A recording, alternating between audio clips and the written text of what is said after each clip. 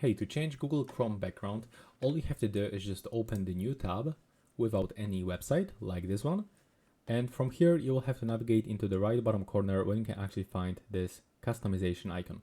So click on it once with the left mouse button, and from here, you can actually change between the light or the dark mode by using these buttons. You can also use your device, but from here, we can also change some colors. So as you can see, there's actually changing this theme. We can also follow our device color, and from here, when we click on this appearance creation, we can actually get the themes. So we can, for example, pick something from this list. So pick, for example, this picture, and your theme has changed. There's actually a lot of different themes that we can actually apply.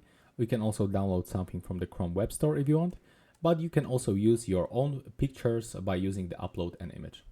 So that's how you can do this on the Google Chrome. Right now, please subscribe to my channel and see you in the next one.